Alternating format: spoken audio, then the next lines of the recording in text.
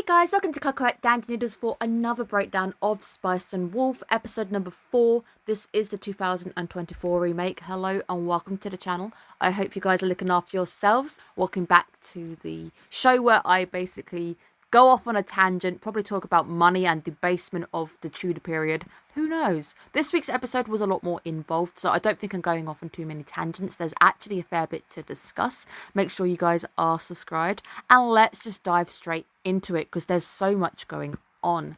I was very proud of Lawrence going to play the game, but then I never considered the fact that it would actually make enemies in high places. But that's the whole point of today's episode. Today's episode is just one big red card, one big red herring, because you start thinking that these guys are being hunted for their involvement in this big coin debasement, make money scheme, and it's actually not even the case. It's something that even right at the end I was like, oh yeah, that doesn't actually make any sense. So it's a very, very clever episode. Also, thank you to the commenter in the last video who told me who the VA for Lawrence and Holo are. I am a massive Code Geass fan, like the original Code Geass. I haven't watched any of the actual remakes and movies since. I've actually cosplayed as, of course, Cornelia V. Britannia, and that costume was one of my first ever fully handmade costumes. I had so much fun. I really enjoyed making the flag as well, so I made the flag because it was so cool.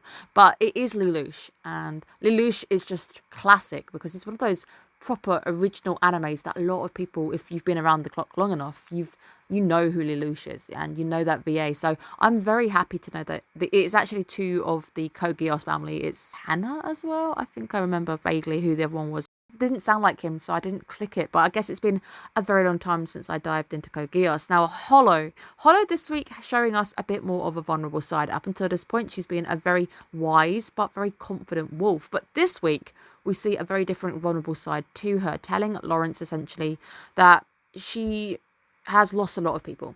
It's actually, I guess, that trope that we keep seeing time and time again. I believe it was in Freerin as well. The idea of living a long life, it sounds great, but then you consider the fact that you get attached to people, and those people are not going to live a long life. The people that you make friends with are eventually going to pass away, and you're not going to age, but those people will get old and they will die. That is a really key prominent factor of this week's episode, where Holo even tells us about her first ever friend, and that first ever friend is no more. The guy who ended up allowing her to stay in that village and then prayed each time for those bountiful harvests, it's all passed away, it's all gone, and obviously we're now in a period where the church has taken over in power, and I knew they were going to go down the church route. I don't know why. Every time it comes to an anime, especially I think To Your Eternity. To Your Eternity is the perfect example here because it feels like such a familiar show when it comes to this show, because they both deal with a godlike being and the church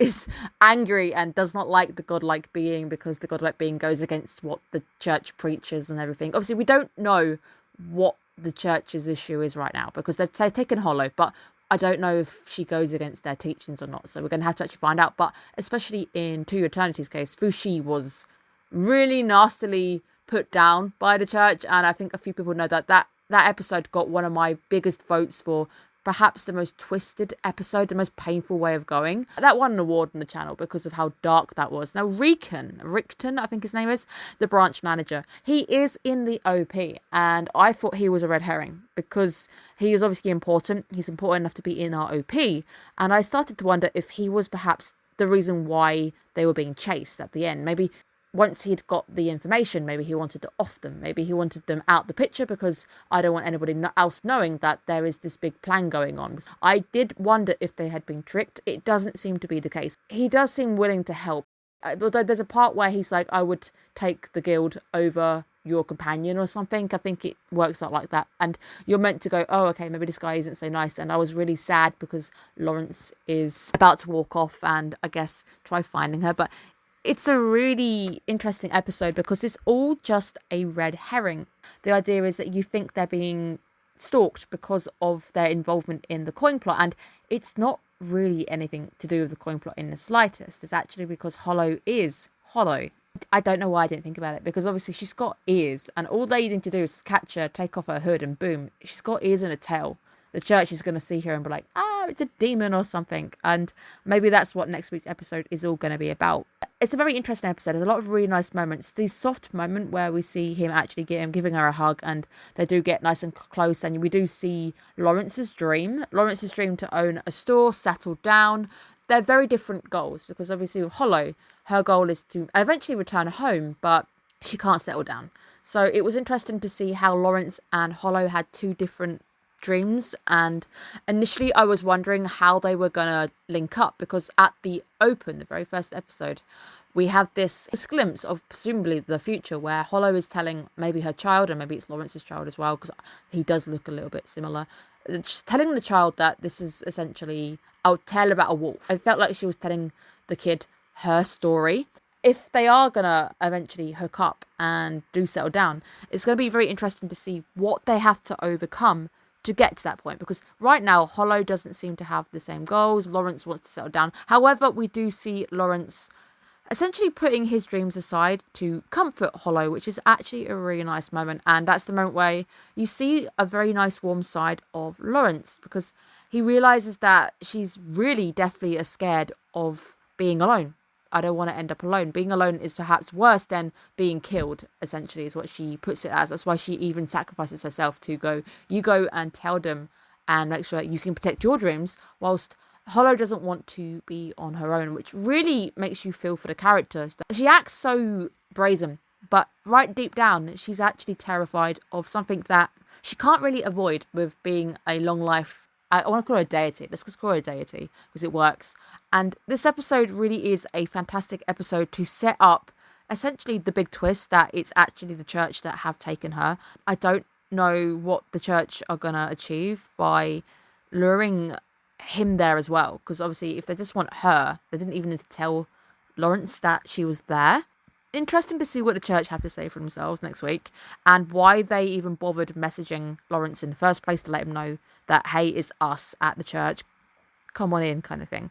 She must have raised suspicions episode 2 when they stop over at the church for the night. I think she must have raised suspicions back then. It's probably the guy who lets her out as she goes to the morning mass. I think she goes to the sermon at the start because she wanted to go and see what they were preaching. So it's probably literally that episode, and I didn't even connect the dots, because the obvious thing was, oh, these people want to off them because they don't want the money, or they're angry that you're telling people that they can make money like this. Perhaps that's why. But obviously, I didn't even connect the dots. I was really suspicious with Rickton. I don't actually think I have a reason to be. I think that's the point. The anime tried to make me jump to a conclusion. So very well done on them for that. I thought it was a really good episode. I like the chase scene as well. The chase scene is very nice because the twists and the turns really do feel like a lived-in city. I like the layout. I love the music. The music this week is really nice. There's some really nice vocals where she clings to him and she parts ways with him, and it's really sad. And I like the fact that he's holding onto the grains. I do wonder if that might be important. So he's got grain, and maybe he'll be able to call her back, or maybe she's going to be able to jump from wherever she's been held to where he is, because that seems to be one of her powers. So very interesting to see how that plays out. The grain definitely feels important, so we'll see how that goes. But overall, a really good episode. I really can't wait to see where it goes next week. It's starting to really ramp up a bit, and I was hoping for this. I think I was hoping that the pace would pick up a little and it gets bumpy. I'm very glad that we've had a very quiet episode. I think a lot of people were just okay. Episode 3 was okay, but this week's episode was great. So very excited to see how it goes and how we're going to get the girl back and what the church is going to do, because she's a deity. I don't know if she can die, but she seemed to suggest that she can, if she can be killed. If that is a concern, or she's actually like, dying is fine compared to living alone. Maybe she can actually end as a deity. So it will be very interesting to explore that avenue, but hopefully we don't actually need to explore the avenue, because I don't want her to die. She's a cool character. I don't want her ending in a sad way, because she's really cool. I don't want her to end up alone, because that is a real human worry of mine. I also worry that one day I'm just going to be on my own. Obviously, I don't have to live 200 plus years, but it's still a concern to a lot of people that they're going to end up all by themselves. So it's a very relatable fear. Great episode. Can't wait to see where we go next week. Hope you guys are looking after yourselves, and I'll see you guys again soon. Have a great day, guys. Bye-bye.